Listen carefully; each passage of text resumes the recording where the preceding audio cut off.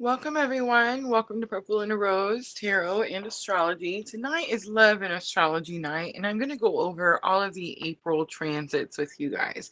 I will read for the collective, and I'm going to offer some free and paid mini readings at the end.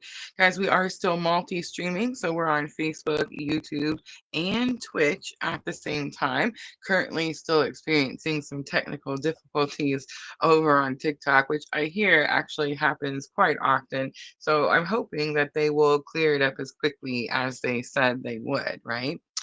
William 3130 joining us over on YouTube. Let me know, guys. We have sound, a picture is okay. I'm gonna jump in with that Aries transit information in just a moment.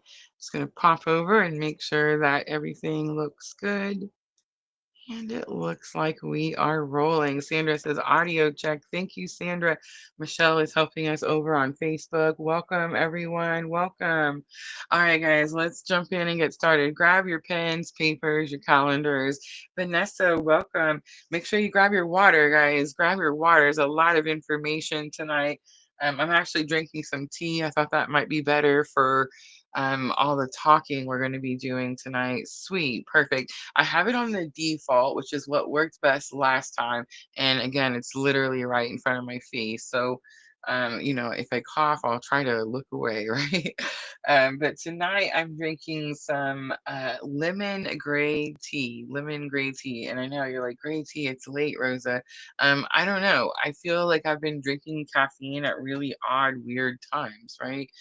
But I also feel like I've been getting in a little bit of trouble, um, on my self discipline and my diet and this type of stuff. I feel like Spirit's been showing me and all the signs and synchronicities what it is that I'm supposed to be doing and what it is I'm supposed to be eating and drinking. Vanessa says, I'm having a coffee. I feel like some of us just enjoy the flavors, right? Like, I don't know about you guys, but I just like coffee. I don't care what time it is. But yeah, I decided to do the black lemon tea instead of the coffee tonight. Of course, drinking my water. And here's another lesson with the water, guys. How many of you feel like you drink a lot of water? Like you already drink a lot of water. Do you have a water cup that you tote around everywhere like I do? I got a Nana cup for Christmas that my daughter-in-law got me. My grandson got me for Christmas, and I just fell in love with it right away. Of course, it's beautiful, has all the roses on it. So I carry it everywhere I go, and I've been drinking a lot of water. But here lately, because again, I'm out in the real world again, right? And I'm integrating and implementing what I've learned in my awakening. So water and being hydrated is key, right? That's really important. It's one of the first things we learn, when we're purging and going through dark night of the soul. So feel like I've been drinking a lot of water, and then here lately it's like I can't get enough water. I don't know. It's like I'm drinking and I'm drinking all day long, however many ounces it says I'm supposed to drink, but it's like I can't get enough water, or it's not taking that thirst away, right? It's not quenching the thirst. So that's definitely been an issue for, I would say, a little bit now.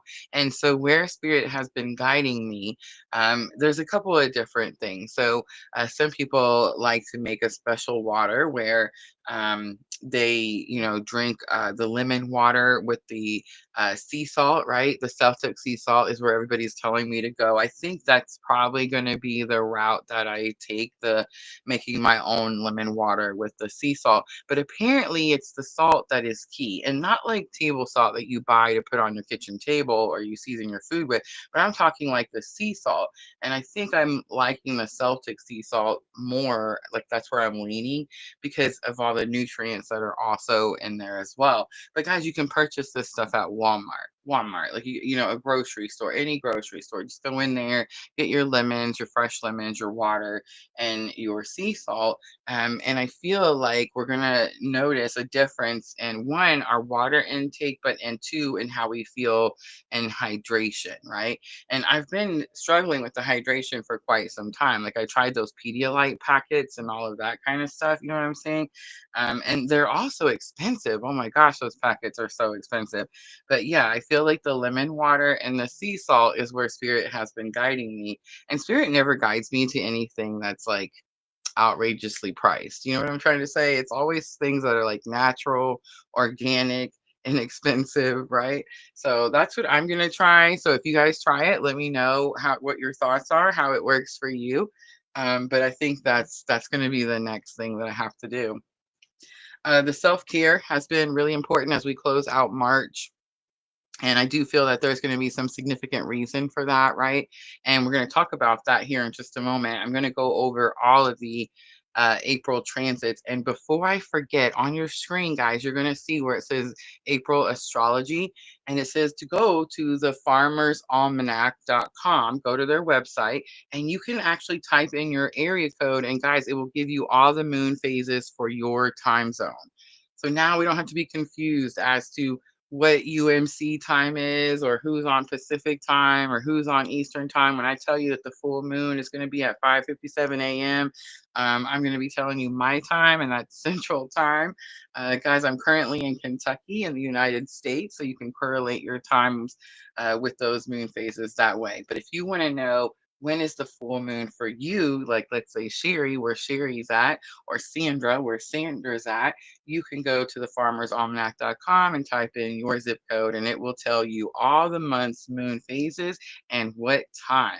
I'm just saying, guys, beautiful information there, right? Um, okay, I got to talk a little bit about the current energies because we're going to touch into these energies as we talk about the April transit.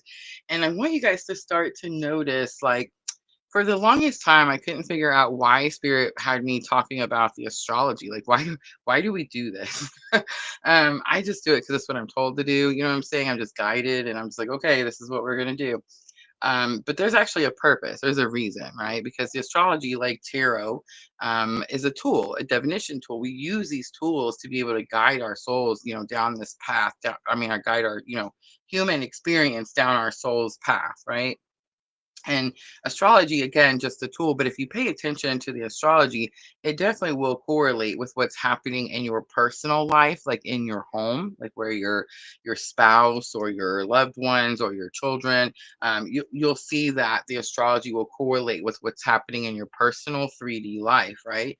It'll also correlate what's happening in the world in general, like the broad, everybody on the planet, the collective, right? And then, of course, it will also correlate with what type of spiritual awakening journey that you're on. Guys, if you're following me, you've been following me for any amount of time, or if like my messages pull at your heartstrings, you're drawn to me and you're like, man, I don't know why. If you're not just like a nosy person that knows me and you're just wanting to know what I'm doing, most likely you're having a specific type of spiritual awakening journey, right? And there is a label, right? We don't like the labels, but most people call it the twin flame journey. And I do feel like the astrology right now is really focused on this type of spiritual awakening journey. And I feel like it's going to be that way because there's something that we're doing, right? Does that make sense? There's something collectively that we're doing, and it does correlate with the times that we're in and the astrology that we're experiencing. So I feel like the reason we're having this awakening and the reason that Spirit guided me towards this astrology was so that we could find these new tools as we go through these challenging times. Guys, life's not easy. It's never going to be easy. I'm Rosa over here at PLR. I'm never going to come out here and be like, oh, life is great. I got some magic fairy tool that I can sell you and it's going to make your life great. Guys, it's a step by step process. We're going through an awakening, we're healing ourselves, right? So it's not going to happen overnight. But do these tools help us in the moment? Help us when we feel stressed or anxious or like we just can't push any further?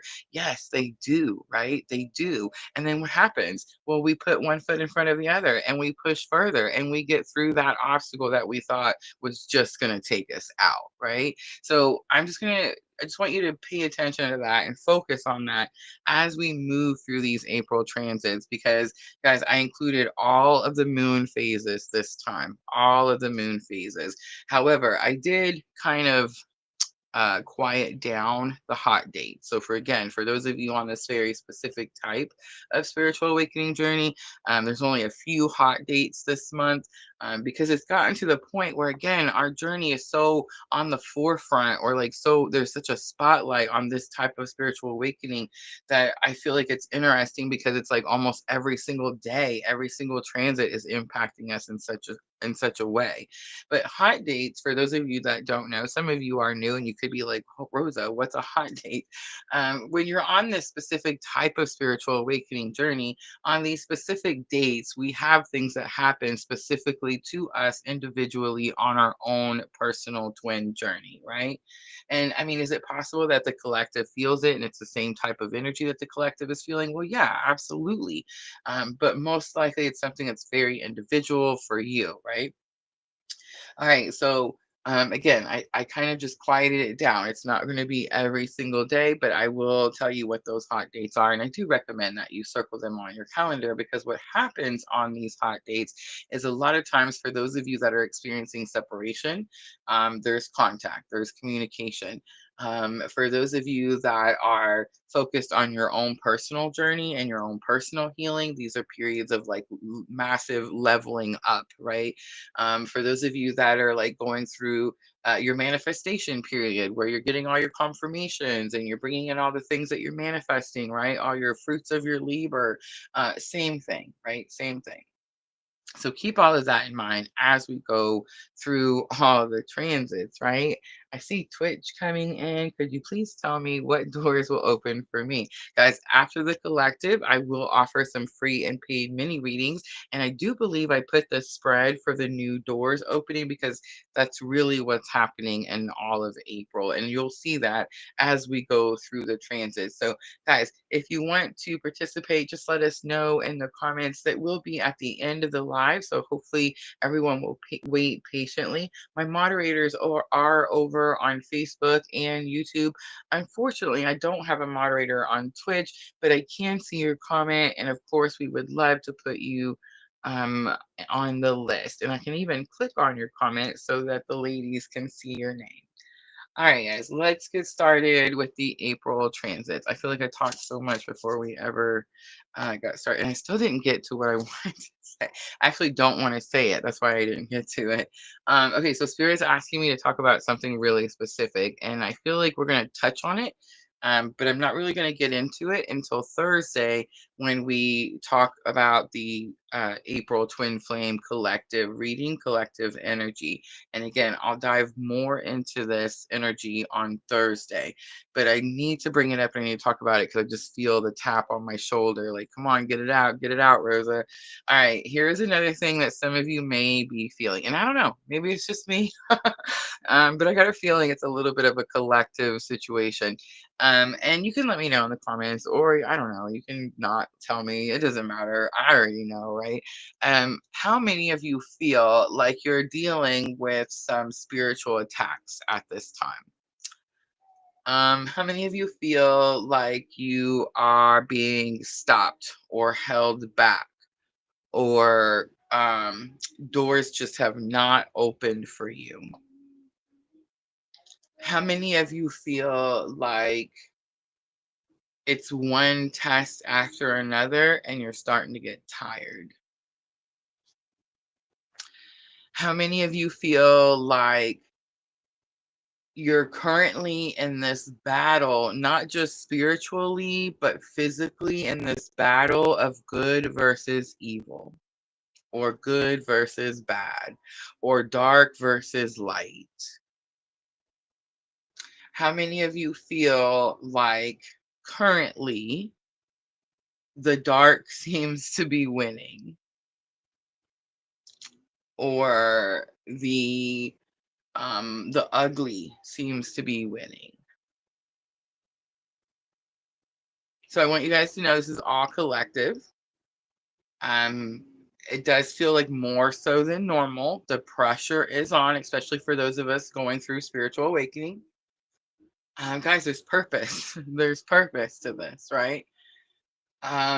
So as we start to talk about the April transits, I want you to keep all of this energy in mind, because astrology is what gives me hope, guys. Astrology is what gives me hope.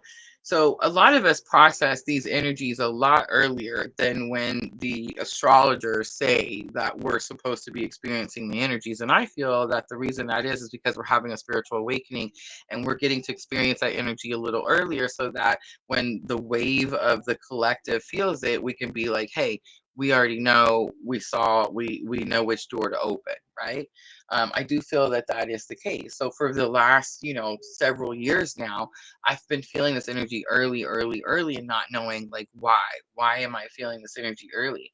I want you guys to know that by the end of January, all through February, and most of March, um, my it was hard. It was hard to hold my head up. It was hard to talk to my family and friends about anything other than politics. It was hard to see compassion and understanding and all of these types of things, and then at the same time I'm processing all these things that are fixing to happen. And I don't know how to say that other than just say that. Like, I just got to see things that were fixing to happen. And honestly, I feel like my spirit team was like, Rosa can't handle this shit. So we better just go ahead and show her now so that when it goes down, she can be like, oh, I saw it already. And I know we're going to come out on the other side okay. Right. I just want to say high five, spirit team. Good job. Good job knowing Rosa because, yeah, there's some things that happen in the last couple of months that would have just shaken me to my core. And I would have been like, what the bleep, right? Especially just relationships, people, family relationships, the arguing that's going on, right? So it's like, absolutely, I'm so glad that it happened that way. But again, so many of us are in this energy. It's so heavy, it's so thick, and we don't know how to get out of it. And the good thing is that everything has purpose, everything has reason. So it's like, and everything passes, right? So this energy that feels so heavy right now and so thick and so frustrating and so hard to maneuver and understand and find the whys and how to's and all of this stuff is about to come to a head. It's about to come to a head. And when I say that, I feel like some of you could be like, oh my gosh, that sounds kind of scary. I'm not about fear mongering over here. I never have been. But I'm not going to sugarcoat either. I'm not going to come out here and tell you, yes, guys, everything's going to be great and it's going to rain donuts tomorrow morning, because that's not going to happen. Most likely, you're going to hear some crazy news tomorrow morning. Tomorrow's Monday, and it seems like over the weekend is when all the crazy things happen. So hopefully you'll implement and you'll integrate what you know, and you'll practice self-care and do some morning meditation and journaling so that when you are bombarded by the information, you're able to handle it and process it, in a healthy way. That is the goal anyway. All right, so I'm going to start with April 1st and I'm going to work my way through the entire month. Guys, it's lengthy. I put in all of the moon phases for those of you that want to take notes, and I will mention when the hot dates are. Of course, afterwards, we'll read a quick reading for the collective, not too long because we do have the Twin Flame April reading coming on Thursday, and then we'll jump to those free and paid mini readings. All right, I hope everyone's got their calendars and got some water and getting hydrated, snacks, all those good things. Let's get started. All right, April 2025 astrology transits. On April 1st, the moon is going to be in Taurus, and it's going to be conjunct Uranus in Taurus. So Uranus is shock, suspense, awe. It's expect the unexpected type of energy. And of course, it's also um, smart, smart energy. So get ready to think quickly on your feet, but also make smart decisions. Also, on the 1st, the moon is going to enter Gemini. So, this is all about conversations, talking things through, coming up with new approaches to solving old problems. You're going to hear that a lot through the month of April. Also, on the 1st, this is going to be a waxing crescent moon. On the 2nd, we have the moon in Gemini conjunct Jupiter in Gemini. So now you can see the big picture. On April 2nd, this is about bringing new hope and inspiration because you can see the big picture. On April 3rd, the moon is going to be in Gemini square Venus in Pisces. Guys, tonight is the night that we also draw our winner for our raffle. Ladies, please don't let me forget. Don't let me forget. All right, April 3rd. So the moon in Gemini is square Venus in Pisces. So people will get on your nerves on April 3rd, guys. Try to get along with people, see their side, and have compassion. On April 3rd, also, the moon will enter Cancer. So this is about feelings, strong emotional needs. Self care is going to be important on this day. It's going to be a waxing crescent moon in Cancer. On April 4th, we have Saturn in Pisces, sextile Uranus in Taurus. This is disciplined energy. Get ready to face your dreams and new approaches to old ways.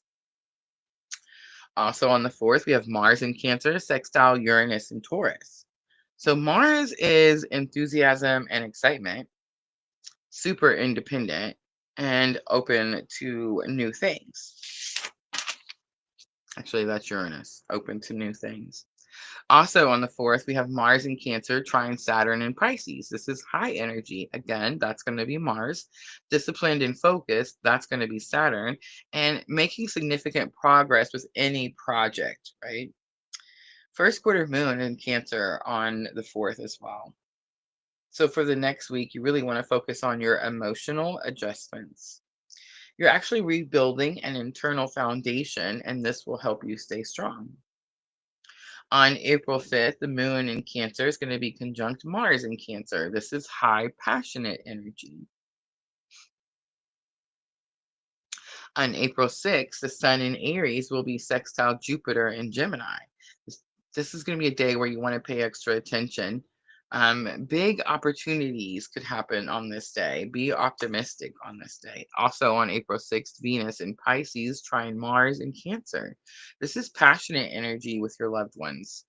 And that can go either way. So be cautious there. Reconnect with people from your past could also be happening on the 6th.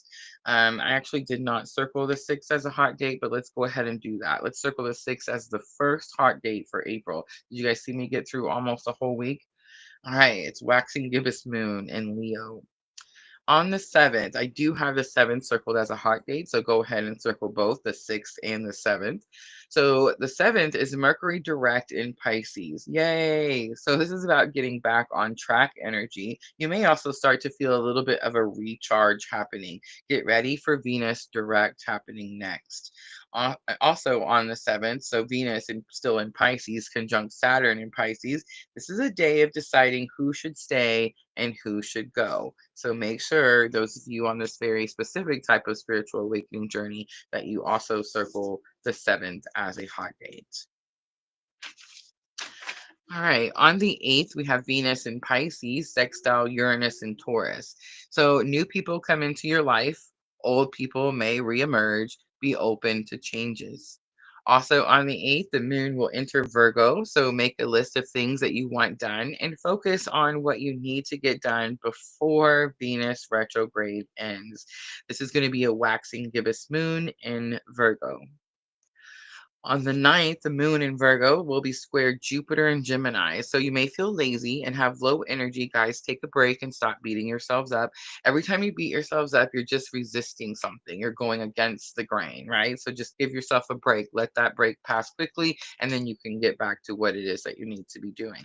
On the 10th of April, the moon will enter Libra. So this is relationship connections improving. It says if you can focus on keeping the peace and being open to compromise. This is a waxing gibbous moon in Virgo slash Libra. On the 11th, I do have it as a hot date, so you can go ahead and circle the 11th as a hot date. The moon in Libra, trine Pluto and Aquarius. And really, this is going to be more towards the evening time. I can really get that detailed about it. So, this is about inner power growing. Focus on giving yourself more control over the things that you are passionate about. Do not let the things that you are passionate about have control over you. That's going to be April 11th, 411. Again, circle that as a hot date. Again, waxing gibbous moon in Libra. On April 12th, a next hot date you can circle on your calendar, Venus direct in Pisces. Now that Venus is direct, you may feel less strained by old baggage, karma, and personal issues. And you may feel more of this urge to start moving forward again. Also on the 12th, coincidentally, I put LOL in my notes. There's no such thing as a coincidence, y'all. Libra full moon is happening on the 12th. So this is going to help you clear out issues in relationships, help you get distance from those things that no longer serve your greater good. Also, this is going to be about your good connections becoming closer, becoming stronger. I feel it's because you're weeding out the bad connections, right? The ones that take up too much time, space, and aren't even and balanced. All right, the next date I have is April 13th. Again, it's going to be a hot date. So now we have a row here 11, 12, and 13. What a week, right? So the moon is going to start the day in Libra and it's going to be squared in what does that say? I hope that says Mars. And Cancer. I can't read my own handwriting. I have to speak Mars because I have frustration energy. Yes, frustration. It may make you feel like you want to quit. Don't quit on the 13th, right? That's definitely going to be Mars.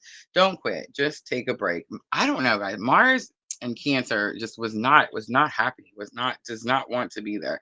Mars is very masculine energy. It does not want to feel its emotions, right? All right. Also on the 13th, the moon will enter Scorpio. So this is you made it energy, right? Like A plus, you passed, step into your power now type of energy. All right, on the 14th, the moon is going to be in Scorpio. So get this is about getting the heart of the matter. All the whole day is getting to the heart of the matter so you can resolve something and get it out of the way. That's going to be the 14th. On the 15th, the moon is still in Scorpio and it's going to trine Saturn in Pisces. This is disciplined energy. Again, taking control of your passions.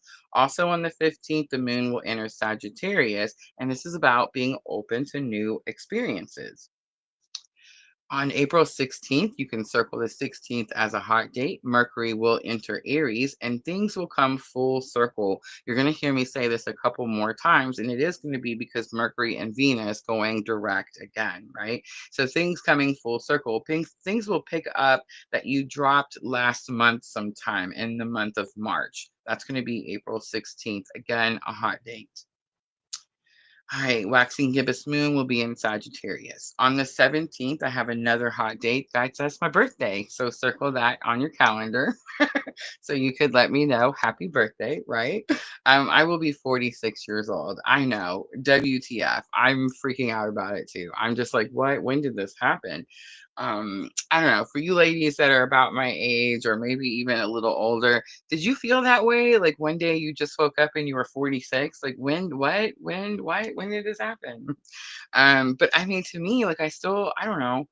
I can't say that I still feel the same. Like in my late 30s, I was like, I don't feel like I'm reaching 40. I can say that after 40, the body aches definitely have taken, like I can now start to feel my aches and pains that I didn't feel before, right? But yeah, like I don't know. I just feel like and remember when we thought 46 was like old, right? Remember when we thought like that was it? Do you guys feel like you still feel the same? Like, do you feel like you're still you? Like, I mean, it's like, I don't know. I thought I'd be like wiser or something by now. You know what I mean? All right, let's keep going. Also on the 17th, we have Mercury and Aries conjunct Neptune in Aries. This is going to be new ways to start creative projects, new ways to start creative projects. Sandra says half a century made me cry. I feel like I would too, definitely. But I'd be so proud I made it that far. My mom passed at 52. So like suddenly health is really important to me all of a sudden. I quit smoking, I've quit drinking, I've tried to eat better, I'm doing the yogas, you know what I'm saying? So it's like suddenly health is a big deal for me. I'm definitely as I get closer and closer, I'm like, you know what I mean? All right, on the 18th, again, I do have this as a hot date, guys, so circle your calendars. April 18th, Mars will enter Leo. Finally, happiness. More things coming full circle here. So this is going to be where things that got dropped back in November and December. November and December could be coming back up again, right? And that's going to be April 18th. On April 18th, the moon will enter Capricorn, and you want to focus on your long term plans. On April 19th, we have the sun entering Taurus. You want to work on confidence, new or more resources, financial opportunities, and being present. And that's April 19th. All right, April 20th, I have it circled as a hard date, so circle that on your calendar, April 20th. Venus in Pisces, sextile Uranus in Taurus. Anytime Uranus is involved, circle it as a hard date. You just never know what's going to happen when Uranus comes in, right? But it's definitely going to give this energy of connecting with your friends. And I feel like it's a little bit of it's going to push you out of your comfort zone. It's that Uranus and Taurus, a little bit of connecting with friends and pushing you out of your comfort zone. Also, on the 20th, we have Mercury in Aries, sextile Pluto in Aquarius. This is serious problem solving energy. The sun is also going to be in Taurus on the 20th, and it's going to square Mars and Leo. This is going to be frustration. So, channel your frustration into bursts of energy. And lastly, not lastly. Also on the 20th, the moon will enter Aquarius. So focus on future dreams and work on plans and gathering information. This will be the last quarter moon in Aquarius. This is all about finalizing plans. Be cautious here of unexpected endings because you are making room for the new. On the 21st, the moon in Aquarius, sextile Mercury in Aries. Unconventional ideas and finding the information that you need.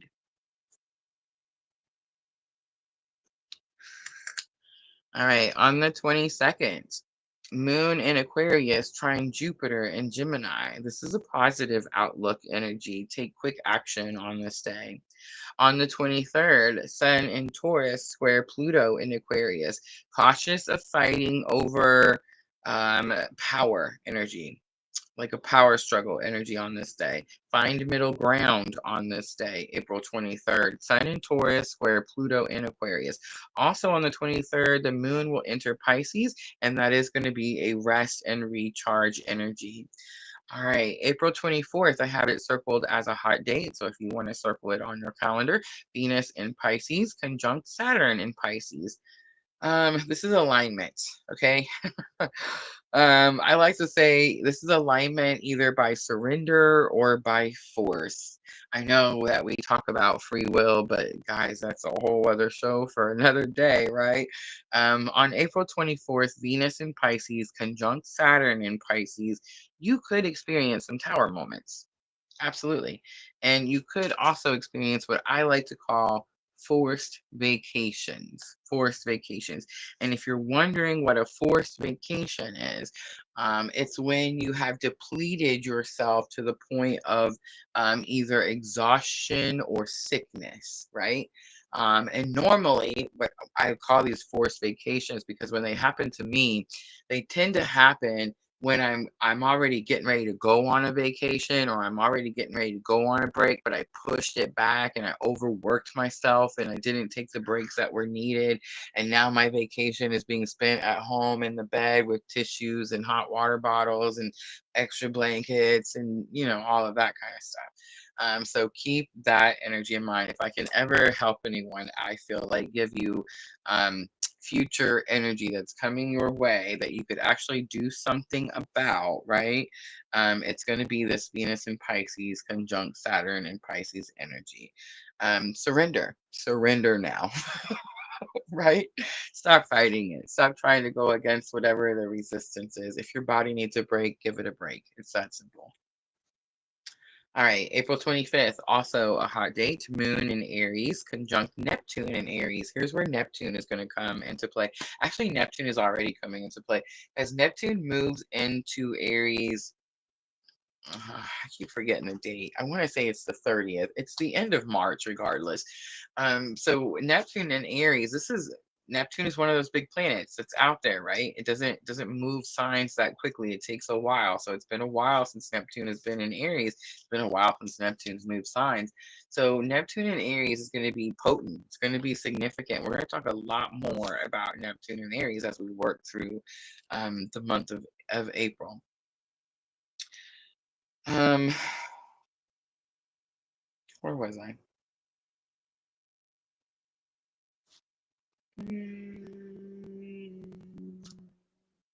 Moon in Aries, conjunct Neptune in Aries.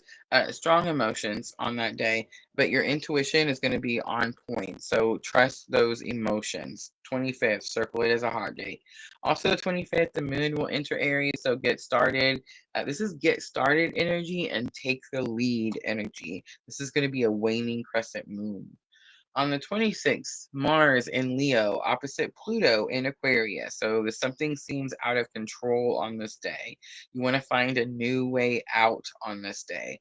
There is always another choice on this day. The 26th, I guess I should have made it a hot date.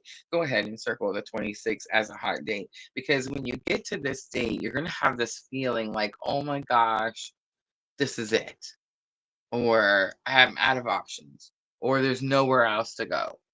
And here's the thing about Aries, we make new doors. Do you understand? Like, we'll cut out the wall and make a new door. So don't tell an Aries that there's no other option. Don't tell an Aries that there's no other door, that you're stuck, that you have to stay here, that you can't move, that you can't go anywhere, because that shit just doesn't fly for Aries. We create doors, right? And that's what's going to happen. That's what's going to happen on the 26th. Mars in Leo, opposite Pluto in Aquarius. All right, on the 27th, we have Moon in Taurus square Pluto in Aquarius. Again, frustration continues, so try to keep an open mind.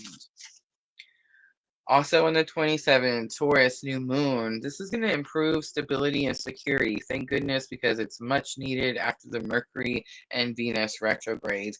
Ground yourself and make life calmer. On the 28th, oh guys, circle 27th is a hot date.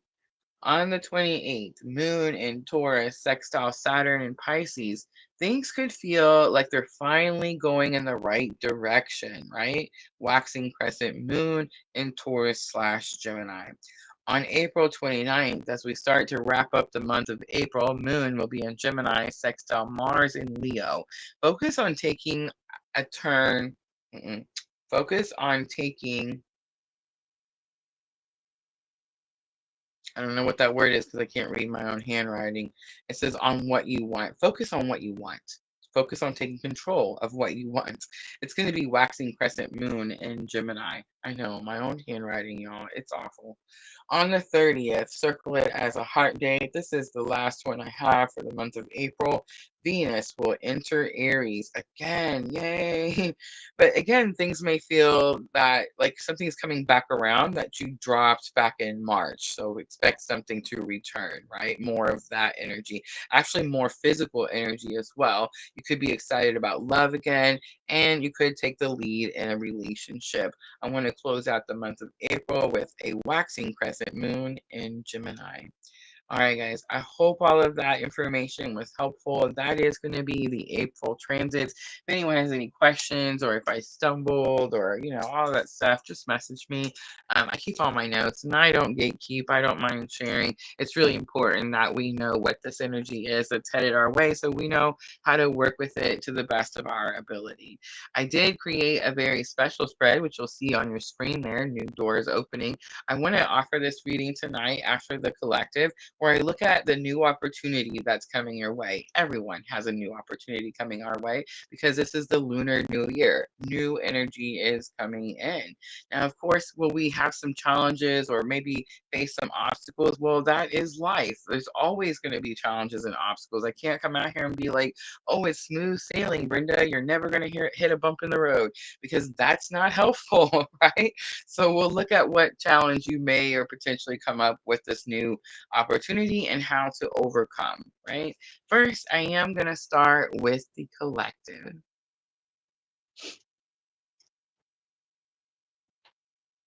I'm really starting to get acquainted, really get to where I like my little, my new cozy area that we've made. Finding all the spots for everything on my table where I want it to go, all of those good things.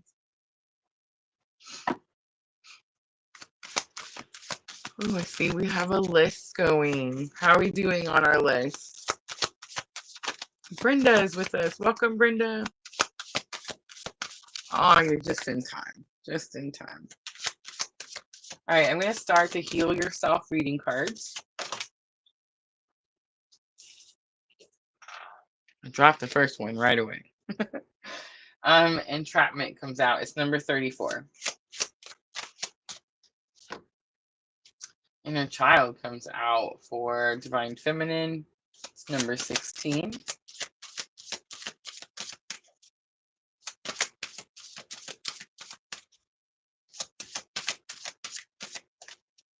And Soulmate comes out as Bridging Energy.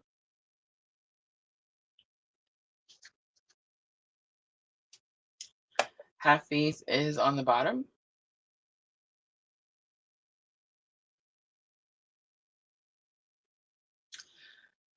What's interesting, and I don't like, but I'm going to say it so I don't get in trouble later, is I feel there is a swap here.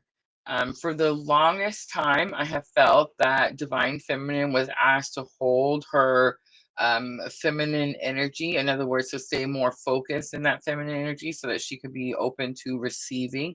And I felt like the masculine energy was being asked to hold that masculine energy so that they could protect and provide. And what is really, really interesting is I'm feeling a swap here.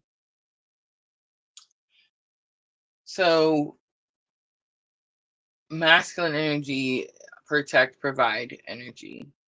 It's the light energy. Entrapment could say that the masculine energy feels like they're being controlled by something.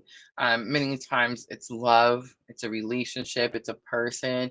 But I feel like for the masculine, this has something to do with feelings. The masculine energy could feel that their feelings are keeping them attached or connected or controlled in some way about some situation. The inner child coming out for the feminine energy, again, I'm feeling a massive swap here. So it's very possible that divine masculine is working on feminine energies of healing, especially when it comes to inner child, like abandonment and rejection issues. The soulmate card in the bridging energy is definitely throwing me off. It's number 14. And this is going to be the Heal Yourself reading card. So there is no twin flame card in the Heal Yourself reading cards. Ina Siegel. I found these cards on Amazon. I do have a affiliate list link in the description box. So if you want to check them out, they're most of the time sold out, unfortunately, but a beautiful set of cards.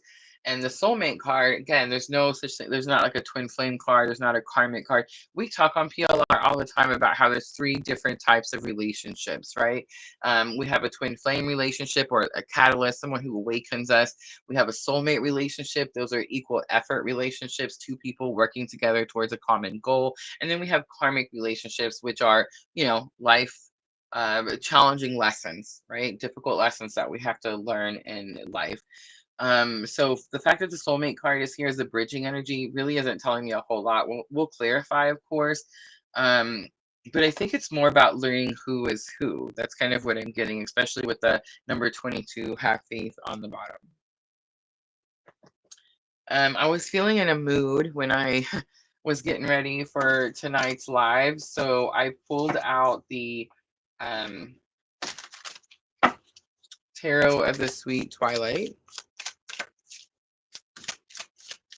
And I feel like I use these cards just when I get in this certain mood.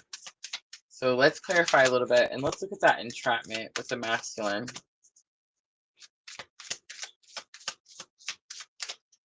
I feel like for divine feminine, you could feel like, again, we talked about this at the beginning, we're going through so many like tests and activations and leveling up and ascension, and we're doing all of this collectively. And as we're healing ourselves in our personal life, we're healing others, right? We're helping the collective. But it feels like, I don't know, it's almost like it has something to do with control. It's like we've taken some type of control over a situation. Which is funny because entrapment is like the opposite of that. Entrapment is like could say you feel like someone has control over you. So let's see what comes out from masculine. We have the tower card coming out right away. And that is that Aries energy. Two of Swords, feeling stuck or trapped, like I said. So big confirmation. And Knight of Cups comes out.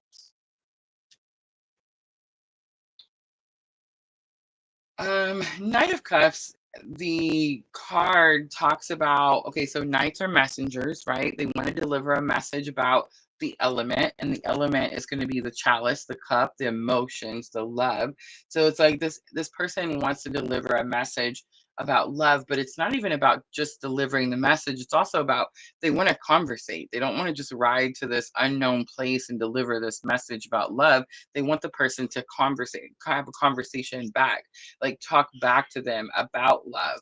I don't know. I feel like it's very possible the masculine energy could experience a tower moment when it comes to understanding that there's nothing that's keeping them stuck. There's nothing that's keeping them stuck. The Knight of Chalice, the reason this card has such a, I don't know, it has like a certain type of vibe that comes with this card. A lot of times, some tarot readers will say it's a player card. Like it gives off the vibe of someone who is a player. And the reason they say that is because the Knight of Cups doesn't know how to love themselves. So they take their cup around and they want everyone to fill their cup for them, because they don't know how to replenish their own cup of love, right? And so that's why the Knight of Cups kind of gets that vibe or that type of energy. What I'm getting though, because the cup is tilted over, I'm feeling like the divine masculine could experience a tower moment that gets them unstuck because they're no longer waiting for someone else to replenish their cup. I think that's the issue. I think divine masculine has, either taken some type of accountability when it comes to replenishing themselves, or they're like taking the first steps to doing so now. All right, let's look at that inner child. It's number 16. Again, I felt this odd, this weird, this swap. So I feel like if you resonate mostly with divine feminine, this is the energy you're feeling.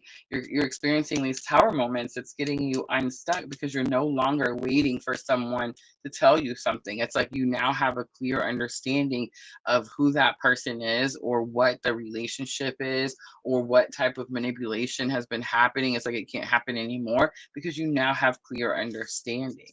You're not waiting for something that isn't going to be any longer. For a divine feminine, I didn't want to drop them.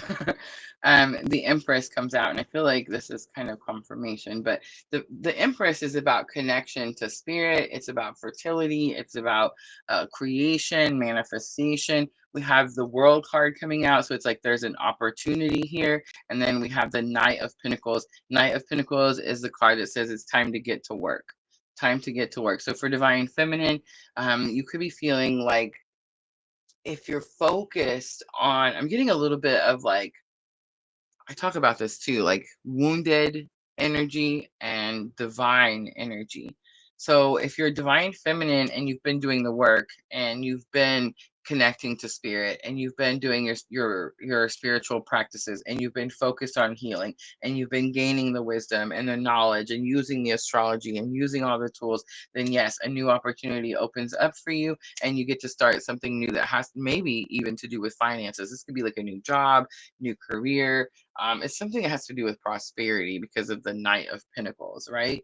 But for, again, if I'm talking to wounded feminine, wounded, feminine energy, and you haven't made this connection, or you're not being, I almost said loyal to your spiritual practices, then it's like, is it possible that the opportunities can dwindle away? Yes, absolutely. Is it possible that the opportunities will take longer for you? Yes, absolutely. I feel like for most of you that are resonating with divine feminine, there's this energy, and not wounded feminine, divine feminine. There's like, in other words, you're doing the work. There's this energy like you've gotten some new confidence. You've gotten some new confirmation. Knight of Pentacles is normally slow moving energy, but in Tarot of a Sweet Twilight, it's moving quickly. Moving quickly. And it's interesting because it's Knight of Pentacles and she's moving over water. So it's like her emotions are not holding her back. All right, let's look at this soulmate card that's throwing me off. And then I dropped it.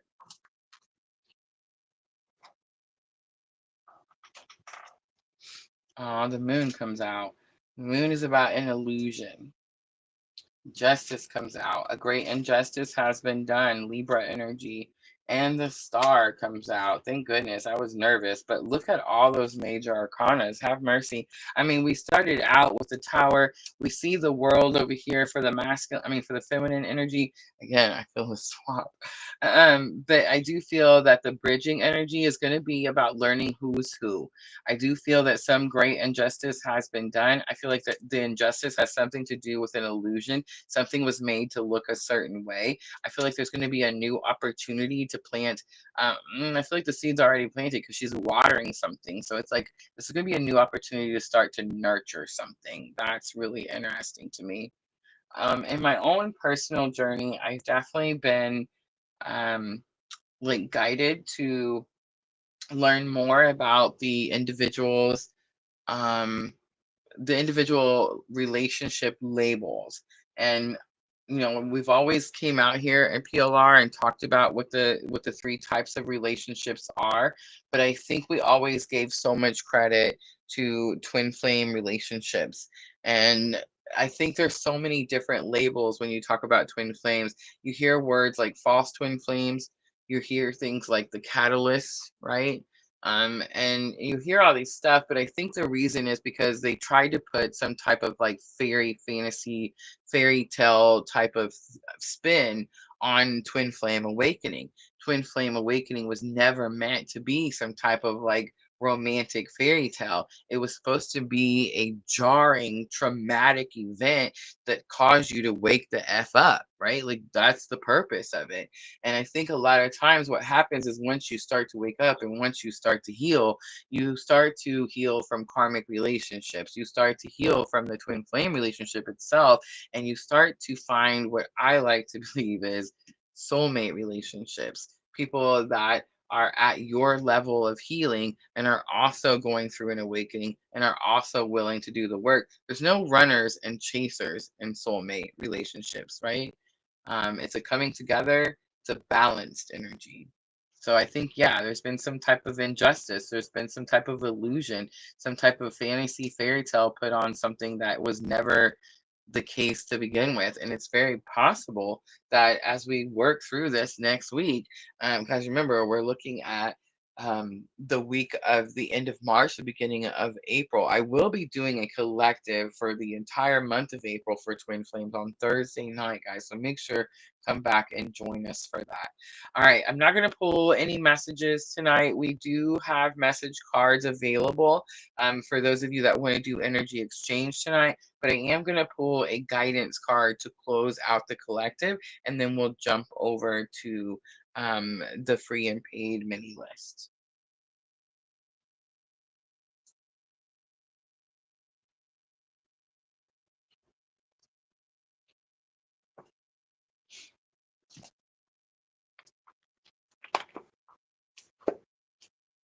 All right, I'm going to use the Tree of Life Oracle. These are one of my favorite new cards I got from the Divine Intention store. I feel like every time I pull one of these cards, Spirit kind of wraps up the whole reading in one card, right?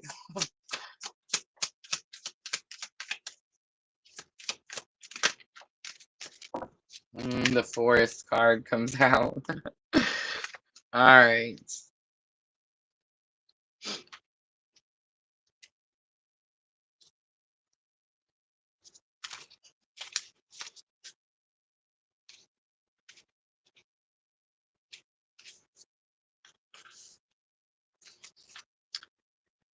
All right, Tree of Life Forest card is number 29. It's on page 90 in the book. Cooperation, togetherness, belonging, organization, unity, interdependence, conformity, intimidation, lack of accountability, loss of individualism.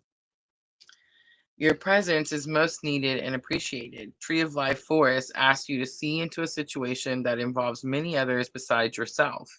In terms of group dynamics, look at each tree as well as the forest overall when you examine system involving three or more people. Often there is a queen of the forest, one who is in some way or another controls or dominates the groups, and you may feel lost amongst the many. Yet when individuals are joined as one, there is a special power in that. This can be positive or negative depending on the situation. Maintaining an individual's stature and integrity is important though, and sometimes we need to break from a group to be on our own. The good news is that groups can also be made up of individuals who come together to bring out the best in one another's unique talents and abilities, which benefits all. Whether king or queen of the forest or lone sapling struggling for light, you matter in a group you are part of, especially now. When you draw Tree of Life Forest, you have much to discover in the way of belonging and working with others. You are spending a lot of energy trying to fit to the circumstances that are not making you happy. Are you nervous or feeling excluded in some way? Sometimes a group can intimidate and bully individual members or exclude others. Remember that you do not have to compromise your integrity. If a group demands you do so, this should tell you something. If you feel squelched or uncomfortable being in a group and are considering leaving the forest, it may not be easy, but you can do it. When people form a group, they often do not accept or support individual needs, but if you deem it necessary, it will be worth it in the long run. Another way to see Tree of Life Forest card is to see the beauty in being where we share values and beliefs with others. Unity sends a powerful message and gets the job done. Working and living within societal helps us to collaborate for the good of most, if not all. Tree of Life Forest asks you to consider the ways in which you must function with others in an interdependent way to make life better. You may feel very gifted in organizing and championing people who have joined together to accomplish good works. You may be called upon to be involved and interact in new ways. Overall, this card suggests it's not a time to seek attention or personal recognition. Tree of Life Forest card hints at the majestic nature of forests and the symbolic meaning they hold for us.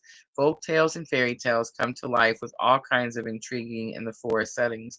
Like trees in the forest, we are connected to one another, even as we differ. Stand tall on your own amongst the many and seek like kind there. Tree of Life Forest card signals for you an era of greatness both as an individual and as one with others. What an absolute beautiful, beautiful card and meaning. I mean, it does wrap it all up. We talked about the three different types of relationships. And I mean, how important is it that we really focus on the fact that we're all one, right? And we're all connected. And I also love that the next card would have been the love card. Look at that. All right, guys, that's going to be the collective. I hope that was helpful. I am going to clean up a little bit. Let me see. I'll show you guys what we're doing tonight. And then I will go and check out that free and paid mini list readings, or meaning mini readings lists. Guys, we're still in Mercury retrograde. Just a little bit longer. Just a little bit longer.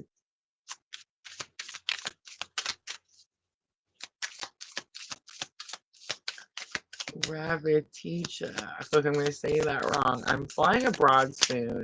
Or am I moving? Oh, I missed it.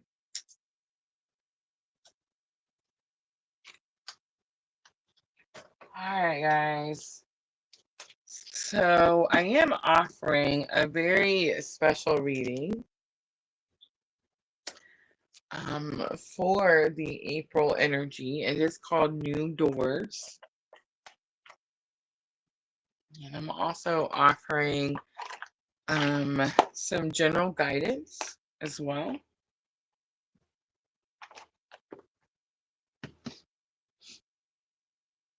Talking to heaven always, right? And those are the free readings, guys. If you want to ask a question, detailed twin flame readings. And what else do we have over there? Love messages. Those are all energy exchange.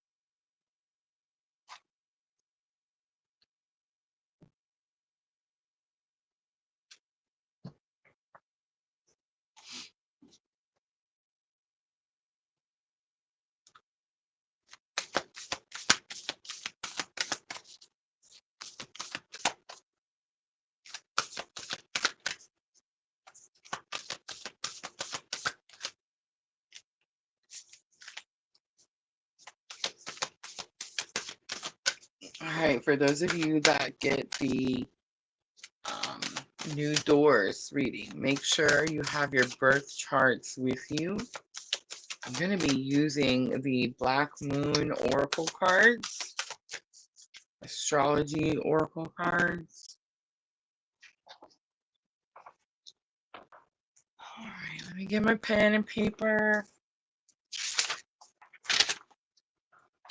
And let's go check out this list. Twitch user, Twitch, let me know that you waited so patiently to the end of the live and you would still like a free reading, if you're still with us. And then we have Vanessa, Mallory, Jenna, Sherry, Michelle, Star Love, Sandra,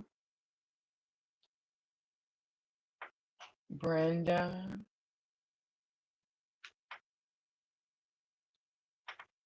Raviteha. I feel like can we just call her Ravi? Let's call her Ravi. We're a sister, right? Like, how do we say that, sister? Ooh, Twitch is still here. Waited so very patiently. First on the list. Nice. How do I say that name? Kado? Is it Kado? All right, guys, when I call your name, I want you to say hi to me in the comments and let me know which reading you have picked. Ravi says, I'm into Vedic astrology. It's interesting. I'm learning Vedic astrology.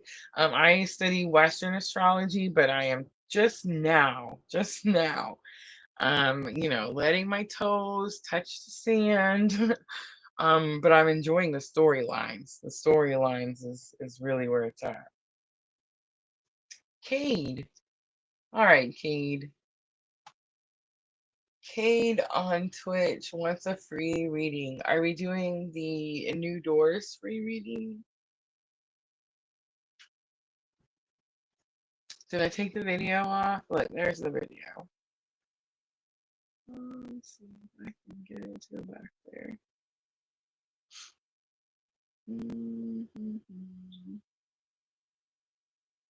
There it is. All right, Cade would like new doors. Perfect.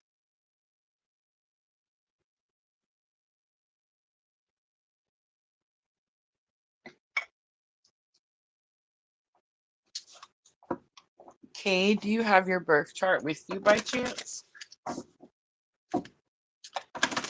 All right, the first thing I'm looking at is what is that new door? What is the new opportunity expected to come your way?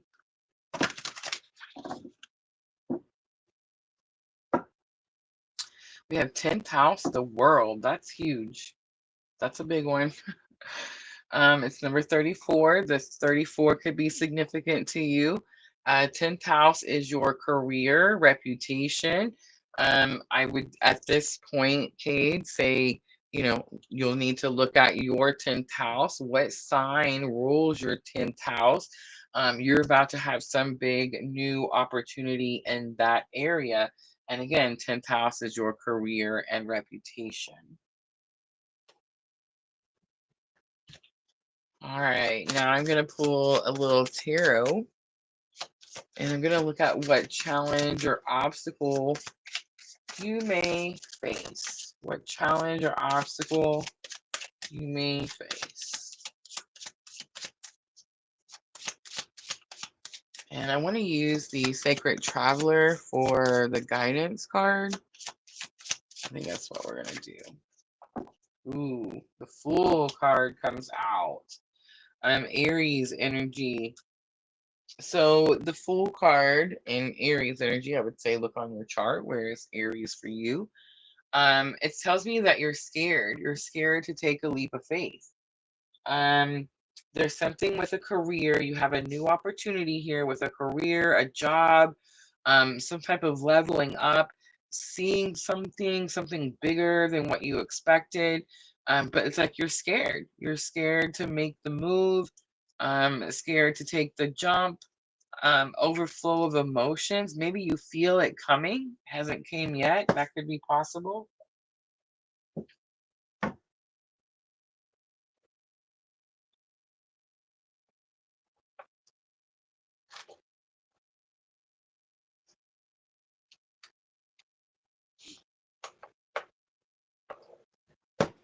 Changed my mind at the last minute and decided to use the Sacred Traveler. How will you overcome? I think you're scared to make the move. So let's ask your higher self. How will you overcome, King? I dropped it. Staying focused. Hold the course. So you've already started something. You've already done something. And you just have to keep going. You just have to keep going, which is interesting because the Fool is like the beginning. Like you're just started. But this is saying you haven't just started. You've been doing it for quite some time. This may be a new part or something new to you when it comes to 10th house, when it comes to your career and reputation. But it's not new as in you haven't been doing this job or this career or whatever it is for a long time. So staying focused, hold the course. All right. I hope that reading was helpful. All right. So next I have Vanessa. Vanessa on Facebook, say hi to me in the comments.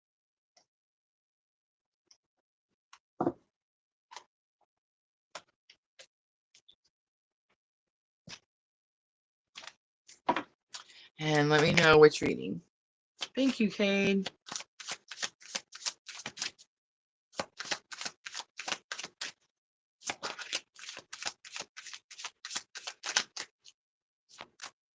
Vanessa. New doors. All right.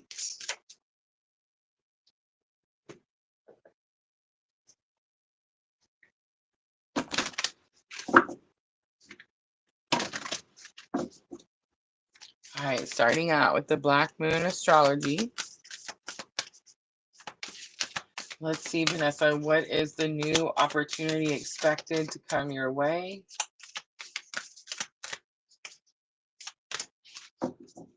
We have a Grand Trine Blessings, number 46. Hey, I'm fixing to turn 46. Grand Trine is when things start to work together, or when things like the puzzle pieces finally fit, type of thing. It is something that's rare. It's not something that happens too often. But when they do happen, it's like miracles occur, right? So I feel like there's something about the number 3 that's sticking out to me as well. Like there's 3 different thing a trine, right? There's 3 different things that you're struggling to get to work together right now, and it's like there's going to be a new opportunity, and these are going to be like big aspects in your life. Like this could be like love, money, family, spiritual growth. It could be all kinds of different things. I think it's funny I said spiritual growth. 6 of Swords comes out on the bottom, the Magician. So what's your challenge or obstacle? 6 of Swords is about being guided to calmer waters. It's about being able to hear spirit. It's about being able to connect with spirit. It's also interesting that I'm seeing the magician on the bottom. Vanessa, do you feel like it's hard for you sometimes to get your guidance or like to know what spirit's saying to you or understand the guidance? Or, oh, I just got it. Ring, ring, ring. Okay, or do you feel that you're waiting for spirit to take you to calmer waters? That's it, isn't it? Because the tables are flipping here. Okay, so here's something I'm learning myself in my own journey. Spirit didn't wake me up so that I could go live a very comfortable life out in the middle of nowhere in some type of like, Tibetan monk place, right? Like, I have to be out in the real world. I have to function in society. I kept waiting for spirit to take me to calmer waters, right? And then I learned that it's not about spirit taking me to calmer waters. It's about spirit being with me when I take myself to calmer waters, right? So there's this energy here of challenge or obstacle that you may face as you're waiting for spirit to take you somewhere, waiting for spirit to guide you, waiting for spirit to show you. And it's not about spirit showing you as within, so without, as above, so below. It's you. There's no one for you to wait for, Vanessa. It's just you. All right, let's pull a guidance card. And the swords, Gemini, Libra, Aquarius.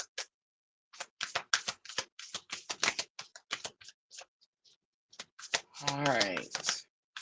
Faraway places comes out. Get ready for new horizons. Look at that. I feel like, again, it's almost like a little bit of an aha moment. Like you were waiting for someone to do something for you. And it's like the moment spirit says, hey, you have the power to do this. You can do the work. You have the power to harvest what it is that you want. What it is you want is, I don't know, faraway places, new horizons. Maybe it's moving, traveling, seeing the world, that type of energy.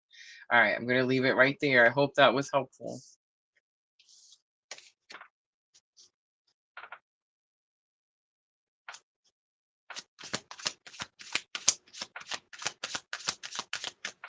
All right, is that Mallory? I can't read my handwriting. Is it Mallory is next? Yes, Mallory on Facebook would like a general, just a general reading. Do you have a question, Mallory? You don't have to tell me your question. You can just think of what your question is. I'm going to stick with the tarot tonight for the generals. Thank you, Vanessa. All right, I'm looking for Mallory in the comments. Mallory on Facebook. Say hi to me, Mallory.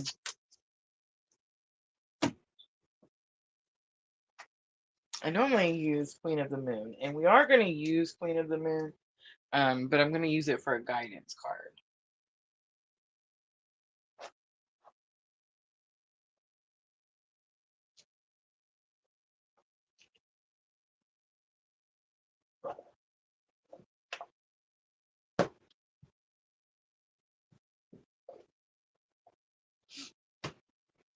There she is. All right, Mallory. So here is your general reading. So again, if you have a question, just think of your question. This is the time.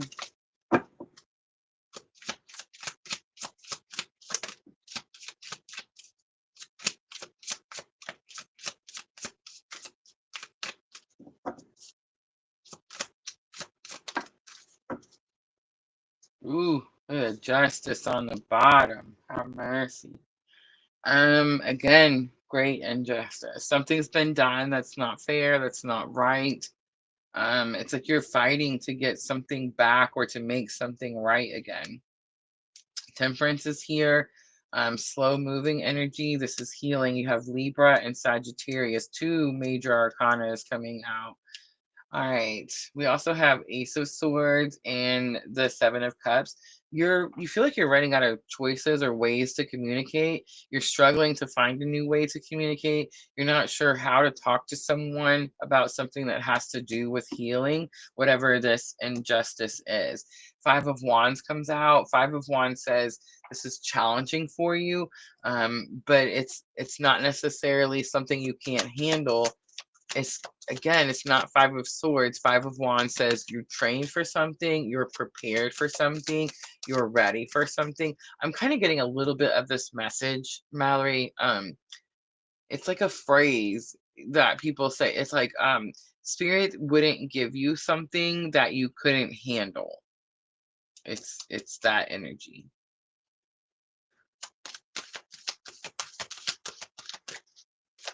All right. Let me pull a guidance card, Queen of the Moon. We have the Hunger card. It's the Wolf Moon. That's the Aries moon. How interesting. Okay, but here's the thing with the Wolf Moon.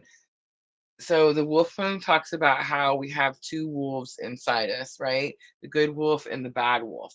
If I feed the good wolf, more good things, I do more good things, more good comes to me, right? If I feed the bad wolf, I do more bad things come to me. So it's giving this energy, this message, Mallory, of you have the opportunity. Which wolf are you going to feed? And I'm also getting a little bit of this message, Mallory. I said this the other day, but I was like, you ever get to that point where you're so frustrated in your journey and your whatever your experiences are? Maybe it's your spiritual awakening, whatever it is, but you get so frustrated that you just like you look up at God and you're like, look, you got about 2 minutes to fix this before I become the problem. You know what I'm saying? It's giving that type of vibe. Giving that type of vibe. So which wolf are you going to feed? All right, I hope that was helpful. The boundaries card is on the bottom. It talks about the importance of creating healthy boundaries and then enforcing healthy boundaries. Guys, we can create healthy boundaries all we want. We can tell people like you're gonna treat me a certain way. I demand to be treated with respect and whatnot. But if you don't enforce it, right? If you don't enforce the boundary, then it's not a boundary. It's just a wish, right? All right, yes, guys, raffle winning tonight. And I'm awful and totally almost missed it and didn't. I had these little tickets that I wanted to write everyone's um name on. Um, and I have to do that. I have to do that because some of you have more than others. So yeah, I think I'm just gonna write your names on a piece of paper like we do, and we'll put it in the bowl like we do. Yeah. Mallory with confirmation. Thank you, Mallory. All right, Jenna, it's your turn, Jenna. There she is. All right, Jenna is ND. Oh, new doors. Sweet.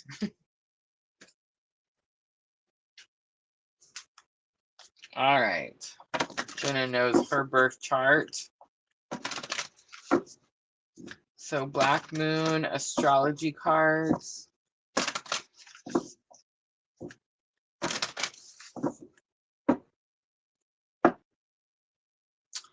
Mercury retrograde, reinvention, and the Aries I am is here. Those are all powerful confirmations of the energy that we just talked about, Jenna. So, new opportunity. One, it tells me that the Mercury retrograde we just experienced has taught you massive lessons, right? And I want to say it started out in Aries, moved back into Pisces, and then we'll move back into Aries towards the end of April. So I think, and the number is sticking out to me, 51, but I saw 21. I want to say it's towards the end of the month that it moves back into April. I think about this time, some type of new opportunity is going to be everything we know about Mercury retrograde.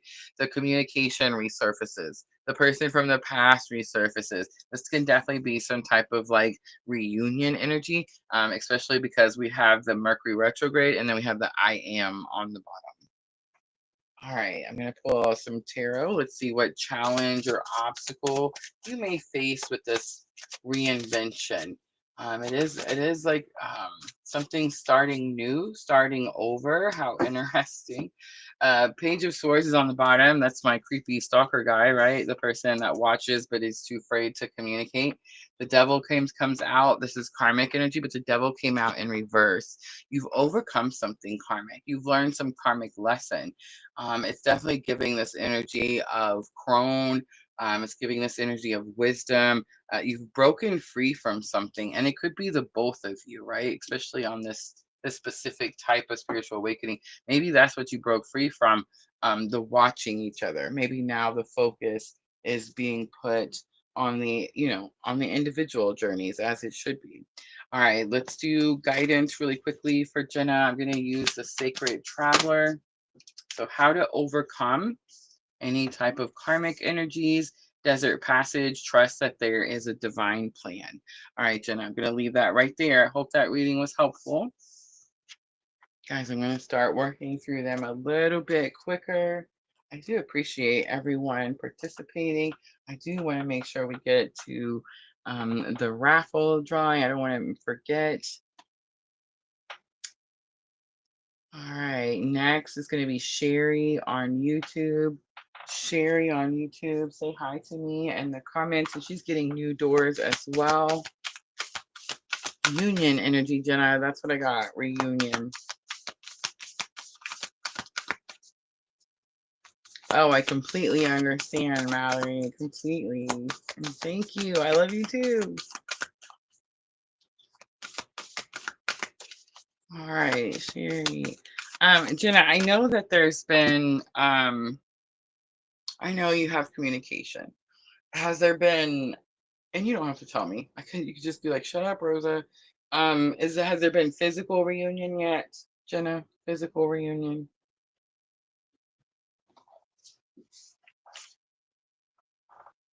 To get the Mercury retrograde reinvention, that's physical reunion, right? All right, Sherry, we have Chiron healing and it's number 8. Ooh, that's interesting. What house? Where is Chiron for you? Where is Chiron for you, Sherry? Is it Aries by chance? North Node, life purpose. Okay, so the new opportunity coming your way. Chiron is huge right now, and it's in Aries. It's actually going to make a move. It's going to make a move. So, but let's focus on it being in Aries. With Chiron, the wounded warrior, we're healing our inner wounds, the things that hold us back in life, right? And North Node, life purpose, this is going to be really specific, Sherry. You're healing something that's an inner wound that has to do with feeling abandoned, feeling rejected, feeling left out in the cold, feeling like maybe spirit or source or the universe doesn't have your back. You're going to heal, you're going to have an opportunity to heal a wound in that area that's going to open the doors for you to be able to follow life's purpose. So right now you could be one of these that people that are like, and I feel like I kind of know that you are because I know you. But it's very possible that you're like, what is my North Node? What is my purpose? What is my North Node telling me on my birth chart, Rosa? Where am I supposed to be going? What job am I supposed to be doing? How am I going to mix my job where I make money so I can pay my bills and put food in my face to what my purpose is? How am I going to do that? I feel like this is the month. This is the opportunity that's being given to you. Something that you're healing currently, and as we work through this energy, is going to allow you to be able to follow life's purpose. Maybe even just know what that is. I think for you, you may be questioning like what that is. All right, let's pull a little tarot for challenge or obstacle.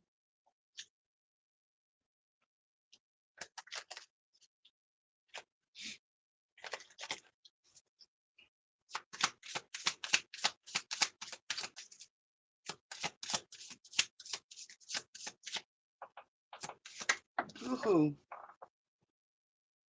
Look at that. Challenge or obstacle is you have a tower. You have a tower. Justice is on the bottom. Whatever the tower is, it's something being made right again. So it could be like a surprise, shock, surprise. Again, could be dealing with an Aries. I feel like it's this Chiron. It's something that you're healing. When a tower moment happens, it's because there's an obstacle in our way and we're not able to see through to the other side because of the obstacle. So a tower moment happens, and a tower moment is a major arcana. It means spirit had to step in, cause this tower moment so that you can see on the other side, which I believe has something to do with being able to follow your purpose.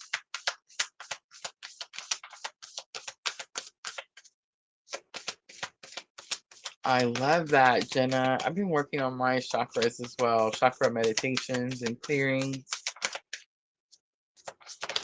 All right, Sherry, guidance card. Solitude comes out. In silence, peace prevails. Rejuvenating rain is on the bottom. Clear the past and heal the present. Interesting, because it's the in silence, peace prevails that's sticking out to me. I almost feel like with the tower moments, you want to say something, and the tower card could be even like trigger, Sherry. It's very possible that you're overcoming something or becoming stronger, wiser, braver, all these things. Because when something normally would trigger you, maybe you spoke it, maybe you released your whatever through your vocals, like through your words, and you're learning not to let these trigger moments affect you. You're learning how to not give it power, not give it energy, not say anything back. And I know a lot of times people are like, well, I want to stand up for myself and I want to do this. But are we though? Are we standing up for ourselves, or are we just giving that energy our power? You see what I'm saying? So there is this something here about healing the things that trigger you and how you react to those triggers. All right. I hope that was helpful, Sherry. All right, Michelle is next.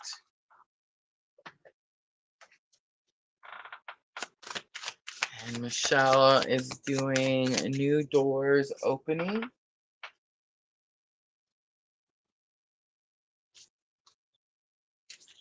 All right, so we have Michelle, Starleva, Sandra, Brenda. I love that Brenda's here getting a reading. And Ravi over on YouTube. And then we're gonna close list after that, ladies. If I haven't said already, let's get that list closed. All right, Black Moon Astrology Oracle for my beautiful moderator, Michelle. Fire Element Desire comes out, number 37. Wow, look at that. What is it that you want? It is burning. Have mercy. It's like a raging fire in this picture. Something you want passionately. Of course, I would tell you to look on your chart. And what's your strongest fire element? Do you have moon? Do you have moon fire? Is it Aries? I can't remember everybody's stuff. There's something here. Okay, so I'm saying moon because I'm feeling this passionate energy, but it is a surge. And I mean, the word desire is here. It's the moon. Do you have an Aries moon? I have to look. She's not telling me. Tell me if you have an Aries moon. But Uranus comes out as well. Shock, surprise, something you want, some massive desire that you have like a burning passion for. Again, this could be something that maybe was dropped, like back in, let's say, when was it, November or December, and you're like, oh, this can't happen, it's not going to be, and then all of a sudden, bam, there it is, and you're like, what? The number 37 could be significant as well. And then, of course, fire element. So I'm going to tell you to go look on your birth chart and where are your fire signs. And do you have a moon? Aries moon. Thank you. Have mercy. It's the desire that told me. That's the moon. All right, let's do. I wish I could remember everybody. I swear I do. But let's do. What's the obstacle? What's the challenge or obstacle that you may face? Look at this. Queen of Cups comes out. Queen of Cups is that motherly energy. It is the mother archetype energy. It's also unconditional love energy. But this is divine feminine. This is my clue card for divine feminine. You may want to overgive at this time. That energy of divine feminine could give an example of what it is that is manifesting here, coming to fruition. The chariot is on the bottom. It's already here. Like it's already here type of energy. All right, let's pull Sacred Traveler as a guidance for how to overcome. I'm a little concerned of overgiving with the Queen of Cups. That's the only thing. I'm a little concerned with the overgiving. Make sure you stand in your power. Make sure you stand strong. Make sure you enforce your boundaries. Make sure you stay in that feminine energy. You're not overgiving. You're there to receive, right? Valiant courage, take action with passion. The passion is through the roof. I can't even. Great adventures on the bottom. Take a risk and venture forward. When it happens, Michelle, message me. Message me. It happened, Rosa. Cancer energy coming out strongly as well. All right. I hope that was helpful.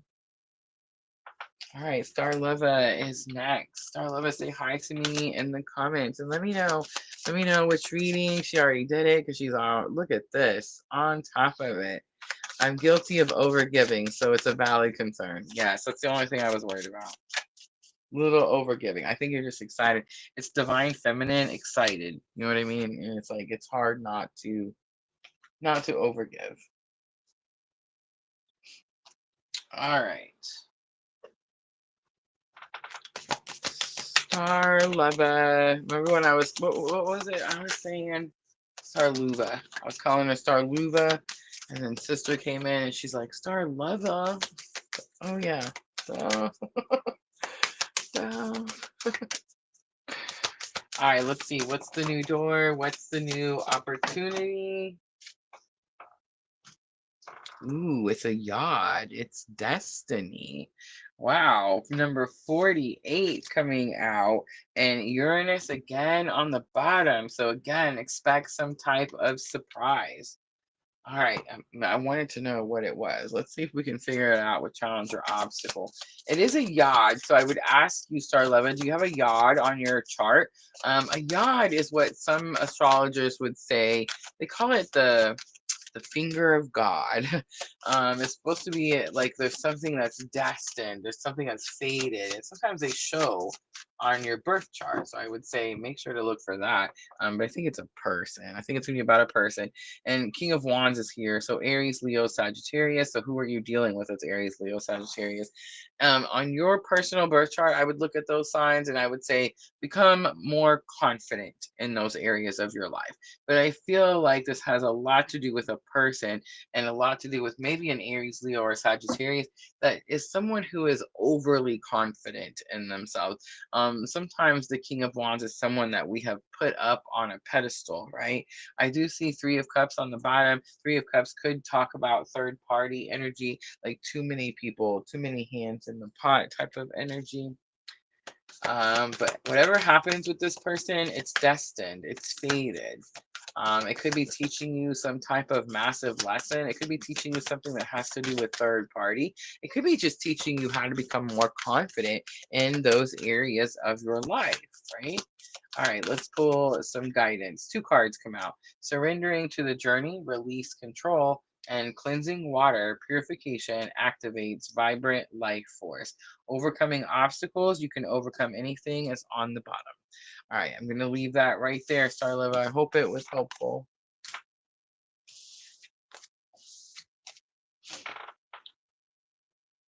She says, I'm not sure. I'm dealing with a Sag. All right. Next, we have Sandra. Sandra, Brenda, and Ravi on YouTube. Sandra, say hi to me in the comments. And I'm going to start out with Black Moon Oracle. Try to figure out what is the new opportunity that's coming your way. Oh, thank you, Starlova. There's Sandra. It's out right away. Pluto transformation. That's you, Sandra. Sandra is our resident Scorpio, right? We have lots of Scorpios, I guess. She's our Scorpio leader, I guess. Pluto number 11 transformation comes out. So again, I would say look on your chart. Where is Pluto for you? You're going through some type of massive transformation. But this is about new opportunities and new doors opening. So I feel like whatever that transformation is, where is Pluto for you in your chart? whatever you've been going through in that area of your life that's been ending, this could be like the rebirth part, right? Virgo comes out as well. I analyze. It's very possible that this new opportunity has always been on its way. Again, destiny, fate, but you overanalyzed, you overthought, you over worried. Maybe it's over worry as well. Earth element stability is on the bottom. That could be what you're over worrying about, right? All right, let's pull some Gilded Tarot and let's look at what the challenge or obstacle could be. And it's number 11. So we have the Three of Cups coming out. Again, third party. We have the Empress on the bottom. But the third party, again, is about karmic energies. It could be actual physical third parties, like there's too many people involved in a relationship. But I think it's more about like too many people just telling you what to do. Sandra, I think it's the focus is going to be like you're this Empress energy. You don't need to be involved in any type of third party situation, and you don't need to have too many people telling you, what to do, right? All right, I'm going to pull a guidance card. Sacred Traveler. How are you going to overcome the third party? How do we overcome too many hands in the pot? Taking shelter, the answers are within. There's something about the way she's holding up the lantern towards that cabin is sticking out to me. All right, I'm going to leave that right there. I hope that was helpful. All right, Brenda is next. Brenda, say hi to me in the comments.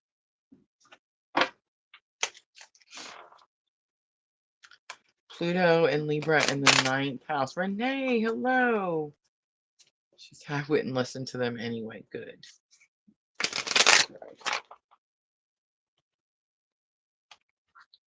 All right. So Brenda and Robbie on YouTube. Sweet. And Brenda, are we doing the new doors opening? The moon card flips out, Brenda. Also the 9 of Wands. Brenda, there's something that you the moon, some type of illusion, something's causing you fear, and 9 of Wands is perseverance. Spirit's like, don't give up. Don't give up. Don't let something scare you. You're almost there type of energy. All right, so I'm assuming we're doing new doors. I'm just going to jump right in. And I've got the Black Moon, Astrology Oracle. First card to come out, again, overanalyze. That's a card we just seen with Sandra, and it's definitely overthinking. Here's the thing I got to say about this Virgo energy. 8th house, endings and beginnings. And it is the number 32, the death house, right? Okay, here's what I'm going to say, Brenda. Don't shoot the messenger. I love you so much. Ready? This happens to me all the time. I get the spankings too, believe me. You can't have fear and faith at the same time. You can't overthink or overanalyze something that's happening in your 8th house right now. Death, mystery, secrets, all that stuff, right? If you overanalyze, if you overthink that this energy of whatever's happening in this area of your life, then you're lacking faith. Again, don't shoot the messenger. Right? So I'd get pissed if somebody told me that. I'd be like, whatever.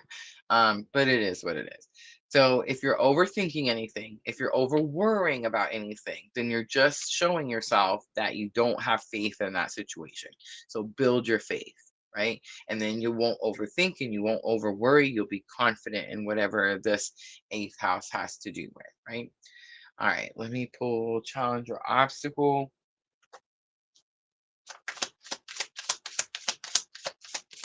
Oh, there probably is. Probably is a lag for sure. All right, challenge or obstacle. I'm just pulling from the Gilded Tarot. Purpose, judgment comes out. Page of Wands is here. Baby steps. Nine of Swords is here. Anxiety. Okay, so I'm just gonna spit it out, and I don't know how to say it without just saying it. But if you look at Judgment, if you look the card up, it's Pluto energy. So again, it's death and rebirth. If you look up eighth house, endings and beginnings, again, it's the house of death. I feel like there's something um, that has to do fifth house creativity. Something has to do with death. I mean, I don't know how to get around it. I can't get around it. And you're over analyzing it. You're overthinking it. It could be a medical situation. It could be a health situation. It's something that's clearly just sucking the joy and happiness away, and you're having to fight for that joy and happiness. And I feel like Spirit showing me the baby steps. The baby steps was the next card, because it's like you're just at the beginning of the journey. You're just at the beginning. You're scared of something. You're fearful of something, and regardless, you're just at the beginning. All right, let's pull a guidance card. I guess the question would be, Brenda, how many times were you scared before? How many times did God show up before? Every time. Every time, right? Every time. All right. Guidance. Thank you, Spirit. Watching clouds. Lie back, rest, and relax. All right. I hope that was helpful.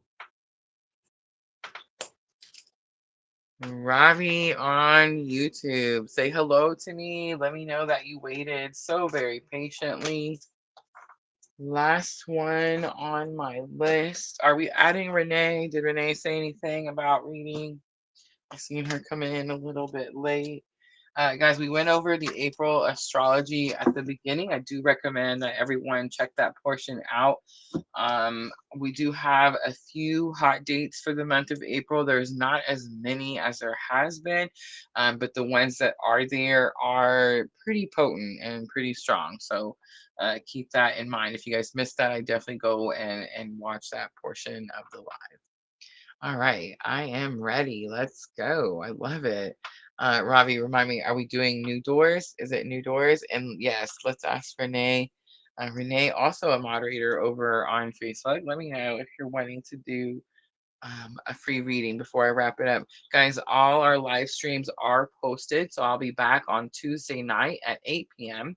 We're going to do all 12 signs. So make sure to come back and join me. We will, of course, add the timestamps after the live stream is over. And then Thursday night, I'm going to be reading for the collective for the month of April, Twin Flames. So come back and join me at 8 p.m. Thursday night. All right, so I'm going to assume we're doing new doors, and I'm going to go ahead. I know there must be a delay for sure. I'm going to go ahead and start with the Black Moon Astrology Oracle cards, and let's see what new opportunity is coming in for Ravi on YouTube. I know I've just kind of made a nickname because it's like I don't want to mess up the name and then not say it properly. I normally have my sister here, and she kind of helps me through these energies. All right, I'm seeing a sun card on the bottom. Grand Cross provider, that's pretty huge. But the 11th house friends is what came out. 11th house friends, 11th house is your community, your community. So you may get some type of opportunity to meet new friends. Hi, welcome to PLR. Welcome. Make sure to hit that subscribe button. But yes, you may get an opportunity to meet new friends, grow your community, something like that. Let's look and see what challenge or obstacle you may face with this energy. It's also number 35. And I would say, Robbie, if you have your birth chart, go look at your birth chart. What is the 11th house for you? What sign rules your 11th house? That's really going to tell you a lot. And I would look to see if you have any planets in that house. All right, here's challenge or obstacle. Gilded Tarot. Six of Swords comes out. So Six of Swords, again, being guided to calmer waters. I feel like it's possible that Spirit's guiding you one way, Robbie, and you're wanting to go a different way. That's very possible as well. All right, let me pull guidance card. for Robbie, and we will wrap it up. I see Renee, sweet. All right. Infinite abundance. Abundance is pouring into your life.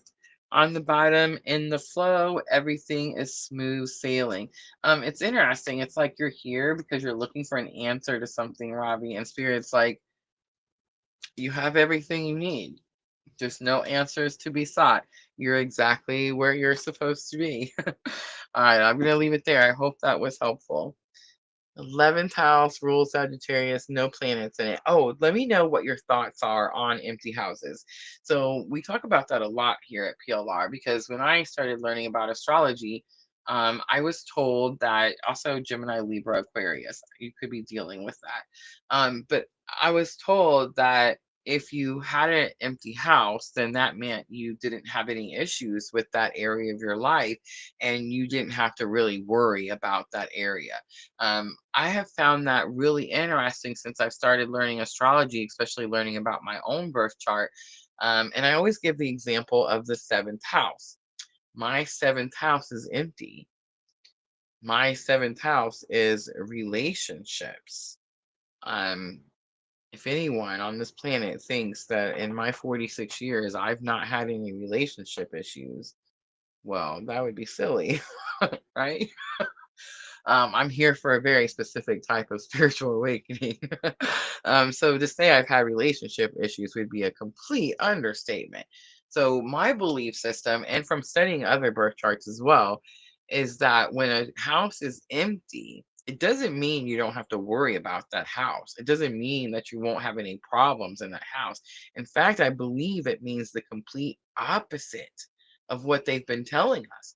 They've been telling us if the house is empty, you're good to go. I say if the house is empty, you're not moving anywhere. You're not going anywhere. In fact, you probably have a lot of issues in that particular house.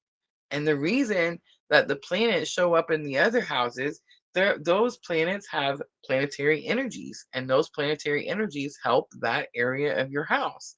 So when a house is empty, there's no planetary energies there. So you're having to do extra work there.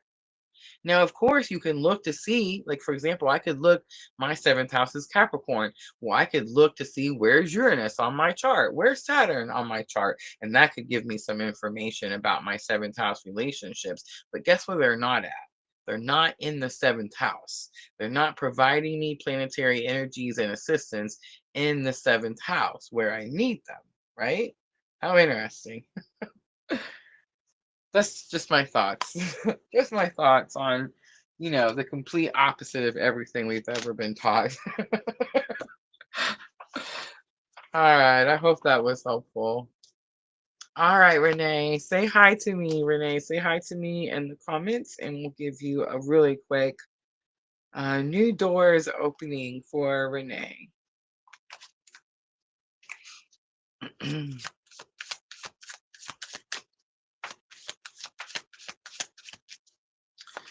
Robbie says, I have 4 planets in the 7th house in Aquarius. Saturn is aspect 11th house from 2nd house. 2nd house, 11th house. There's Renee. I would like to see the chart. I did a birth chart today, actually. Um, yes, I don't know. I get so I learn something new every time. Like there's no way to learn everything there is. It's like even with the birth charts, I learn a new thing every time. Like right now I'm learning about the tops of your chart, versus the bottom of your chart. The highest planet on your chart and what that means versus what the lowest planet on your chart is, what that means. And I don't know, I love it. I can't get enough, right? All right, Renee says whichever one you want to do. All right, let's do the new doors and let's see what is coming. What is coming your way? New doors, new opportunities. I love your picture, Renee. So cute. I can see it on my big screen TV. Or it's not a screen TV, it's a big screen monitor. One of those curved monitors that I'm talking about. Love it. Ooh, North Node Life's Purpose comes out. The Cancer I Feel card comes out as well. North Node Purpose. So that's not very much information, but it tells me that the new opportunity, the new door that's opening, that's coming your way, has something to do with your purpose, and most likely something that has been blocked, is what I'm hearing. And like now, the door is going to be a door that you've tried to open before. And it didn't unlock, it didn't open for whatever reason. This time it opens.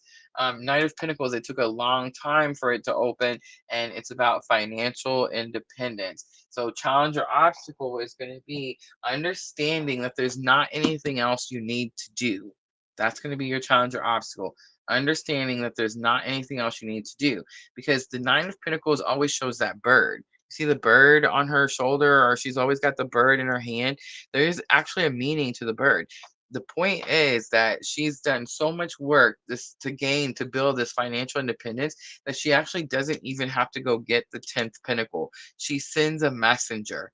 She sends the bird. The bird is a messenger, and he goes and gets her 10th pinnacle. So you're not even going to have to do the work. You're going to tell somebody what you want done, and they're going to go get that money for you. How beautiful is that? All right, I'm going to pull a guidance card, and then I'm going to wrap it up, guys. I hope to see you guys Tuesday night. Tuesday night, we're going to be doing the zodiac, ascending the mountain, keep going forward. There's one more. I dropped it. Hold on. Watching the clouds, lie back, rest, and relax. This is giving me that energy of your faith needs to be bigger than your fear. But ascending the mountain, keep going forward. You're not done. You're not done. There's more to go. Don't give up now. All right. Rainbow blessings. Blessings are showering your life is on the bottom. All right, guys, I'm wrapping it up. Thank you guys so much. Oh, no, we're not. No, I'm not. We got the raffle drawing. Look, Sandra, if it wasn't for Sandra, I would have forgotten. All right, and what's interesting is I got to look on my notes. So you guys got to give me a minute, because I totally dropped the ball with the raffle, you guys. But I have a message. I messaged myself. I do this all the time. I message myself on Facebook so I don't lose the information. But I messaged myself yesterday so I could look up the raffle participants.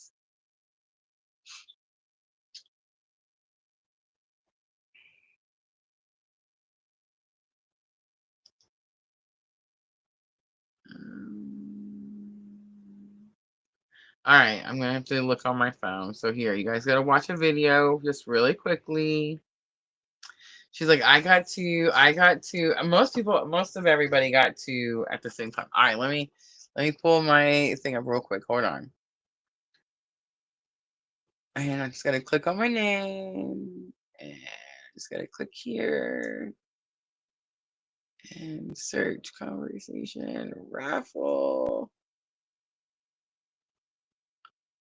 Search, and there's everybody's name. All right.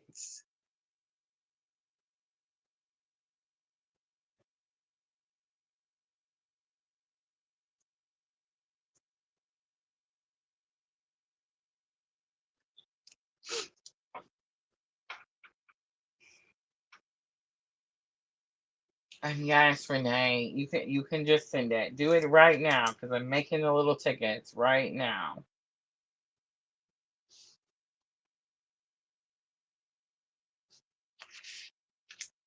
And I wanted to have little raffle tickets, but of course I forgot.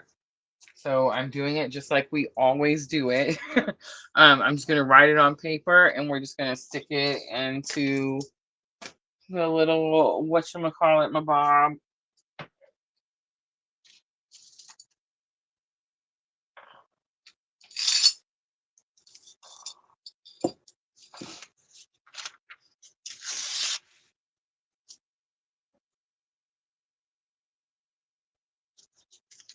Michelle had two. Sandra has two.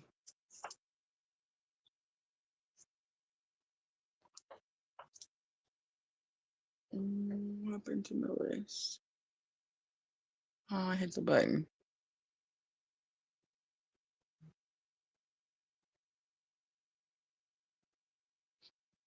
Okay.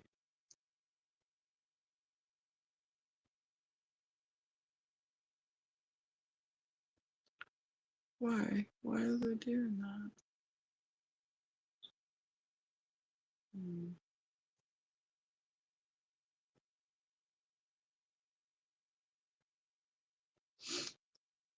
Sherry has 2.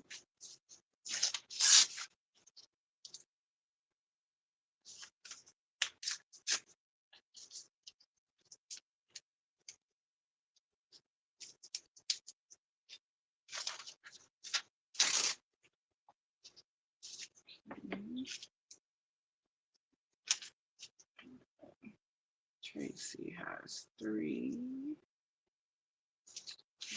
Right, 3.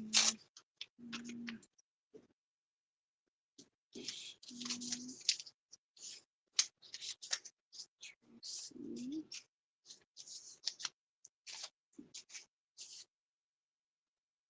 Sister.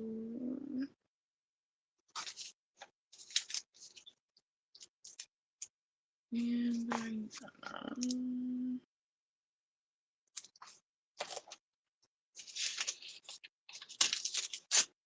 all right, I see one more. Okay, hold on. And Renee. Let's do Renee's real quick.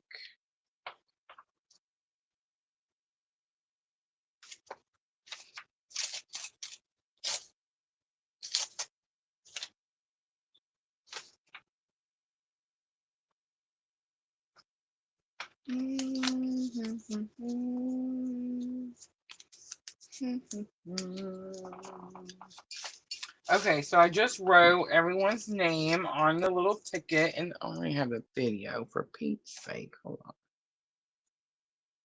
Okay, hold on. Oh, come on. Here we go. That's weird because there's a delay.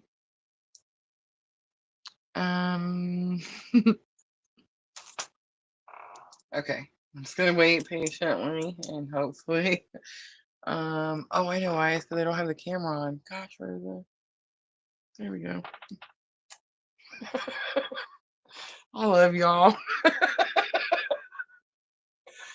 Okay, so this is what I did. Most of everybody got 2 tickets. I only had one person get 3 tickets. And then we had one just now here at the end, which I went ahead and added Renee's as well. So everybody's ticket inside the little thing, and I'm just gonna go through here. I'm just gonna pick a random ticket. And am I forgetting somebody? I did everybody's. I got it. I got my list. I can't look at my list because then the camera will go away again. Why are you yelling at me? Okay. All right, here we go.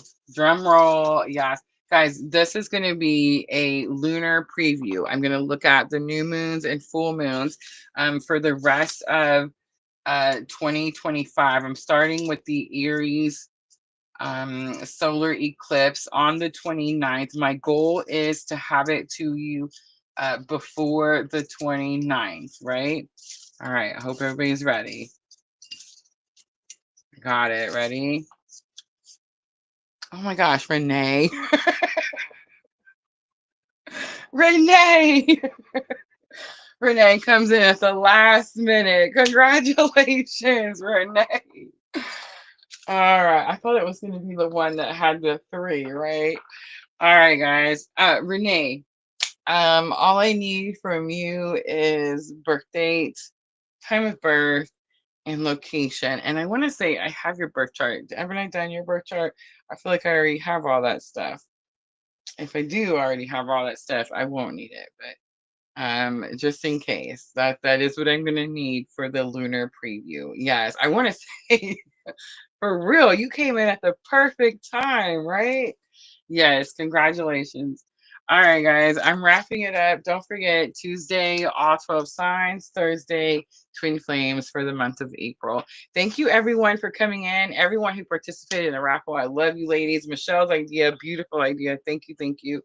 All right, and I will see everyone on Tuesday night. I'm always, always sending all of you abundant love and light on your journey. Have a good night, everyone.